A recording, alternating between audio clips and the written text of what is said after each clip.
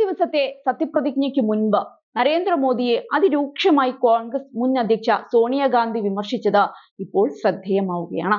ജനവിധി എതിരായിട്ടും പരാജയത്തിന്റെ ഉത്തരവാദിത്തം ഏറ്റെടുക്കാൻ മോദി തയ്യാറാകുന്നില്ലെന്നാണ് സോണിയ കഴിഞ്ഞ ദിവസം വിമർശിച്ചത്. ഭരണഘടനയ്ക്ക് മുന്നിൽ മോദി വണങ്ങി നിൽക്കേണ്ടി വന്നതിന് കാരണം രാഹുൽ ഗാന്ധിയുടെ പ്രചരണമാണെന്നും സോണിയ തുറന്നടിക്കുന്നുണ്ട്. അവരുടെ ആ വാക്കുകൾ ഇങ്ങനെയായിരുന്നു: തന്റെ പാർട്ടിയെയും സഖ്യകക്ഷികളെയും ഒഴിവാക്കി സ്വന്തം പേരിലാണ് മോദി വോട്ട് തേടിയത്. എന്നാൽ കനത്ത പരാജയം തന്നെ ഏറ്റുവാങ്ങി. ജനങ്ങളുടെ പിന്തുണ അദ്ദേഹത്തിന് നഷ്ടപ്പെട്ടു. അതുകൊണ്ട് തന്നെ നേതാവാകാനുള്ള അവകാശവും ഇല്ലാതായി. പരാജയത്തിന്റെ ഉത്തരവാദിത്തം ഏറ്റെടുക്കുന്നതിന് പകരം വീണ്ടും സത്യപ്രതിജ്ഞ ചെയ്യാൻ ഒരുങ്ങുകയാണ് മോദി. മോദി തന്റെ ഭരണശൈലിയിൽ എന്തെങ്കിലും മാറ്റം വരുത്തുമെന്ന് ഞങ്ങൾ പ്രതീക്ഷിക്കുന്നില്ല. ജനങ്ങളുടെ ഇഷ്ടം അദ്ദേഹം മനസ്സിലാക്കുന്നില്ല.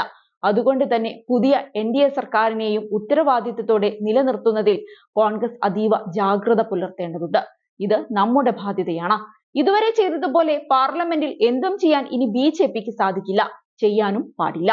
പാർലമെന്റിനെ തടസ്സപ്പെടുത്തുന്നതിനോ അംഗങ്ങളോട് വിചിത്രമായി പെരുമാറുന്നതിനോ ഉചിതമായ പരിഗണനയും സംവാദവും കൂടാതെ നിയമനിർമ്മാണം നടത്താനോ ഇനി അനുവദിക്കില്ല. 2014 മുതൽ പാർലമെന്ററി കമ്മിറ്റികളെ അവഗണിക്കുന്ന രീതിയിൽ ഇനി അവഗണിക്കാൻ അവരെ അനുവദിക്കില്ല. കഴിഞ്ഞ 10 വർഷമായി പാർലമെന്റിനെ മൂടിക്കെട്ടിയ പോലെ, സ്തംഭിപ്പിച്ചതുപോലെ ഇനി അതിനൊന്നും അനുവദിക്കില്ല എന്നും സോണിയാഗാന്ധി തുറന്നടിച്ചുകൊണ്ട് പറഞ്ഞു. 400 സീറ്റ് നേടി വിജയിക്കുമെന്ന് അവകാശപ്പെട്ട് തിരഞ്ഞെടുപ്പ് ഗോതയിലേക്ക് ഇറങ്ങിയ NDAക്ക് ഇത്തവണ കനത്ത തിരിച്ചടിയാണ് ലഭിച്ചത്. 292 സീറ്റുകൾ മാത്രമാണ് NDAക്ക് നേടാനായത്. BJPക്ക് തനിച്ച് 240 സീറ്റും. 2014ലും 19ലും കേവല ഭൂരിപക്ഷമായ 272 സീറ്റിന് മുകളിൽ നേടാൻ BJPക്ക് സാധിച്ചിരുന്നു.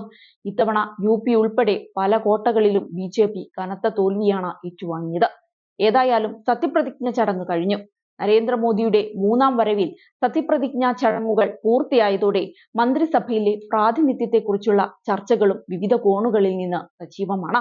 മുൻ സർക്കാരുകളുടെ കാലത്തേതിൽ നിന്ന് വ്യത്യസ്തമായി തെക്കൻ ദക്ഷിണേന്ത്യക്ക് കൂടുതൽ പരിഗണന നൽകിയ സമയം കൂടിയാണ് ഇതെന്ന് വ്യക്തം.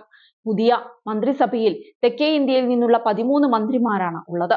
2019ൽ മേഖലയിലെ 129 തെക്കൻ സീറ്റുകളിൽ 29ൽ BJP പിടിച്ചപ്പോൾ ഇത്തവണയും ഈ കണക്കിൽ യാതൊരു മാറ്റവുമില്ല.